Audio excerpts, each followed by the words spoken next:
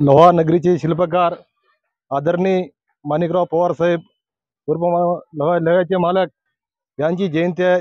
या जयंतीनिमित्त त्यांच्या पावन स्मृती तिरुवार अभिवादन करतो. आज माणिकराव पाटील पवार साहेब हे लोह्याच्या इतिहासामध्ये नाव राहणार आहे.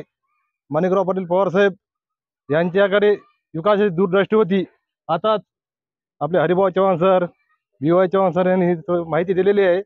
ही जी आपल्या माळावरची पाण्याची टाकी आहे, त्यावेळेस त्यानं पेनवरून आणली होती. तेव्हाच आम्ही लहान होत्या. आमच्या इंदिरानगरला एवढाला चिखल होता, पायाने चालता येत नव्हतं. त्यावेळेस केशवराव ढोणगे साहेब हे होते, आमदार होते. त्याला घेऊन ते आले होते आणि चिखलामध्ये एक पाल टाकून चालत होते. तर त्यावेळेस त्याने तिथं डांबर रोड केला आणि माणिकराव पवार साहेब यांनी विठ्ठलवाडी आणि लोहा या दोन आणि देवनेवाडी ही संयुक्त मिळून या ग्रामपंचायतीचं विलीन करून लोहा नगरपालिका केली.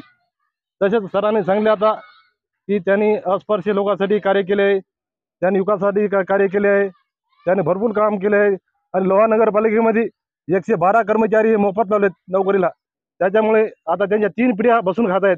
एक जे कर्मचारी होता ते रिटायर झाले, त्याच्या मुलीला नाही, त्याच्या पत्नीला पेन्शन मिळते. आणखी त्याची मुलं काही याला नोकरी लागले आहेत. तसं त्याने भरपूर काम केले, विकास केला आहे. आणि लोहा नगरीचा इतिहासामध्ये माणिकराव पवार साहेब यांचं नाव आजमार राहील. त्यांच्या आज जयंतीनिमित्त मी लोहा पत्रकार संघाच्या वतीने 3 नंबर अभिवादन करतो व सर्वांना शुभेच्छा देतो. जय हिंद, जय भारत.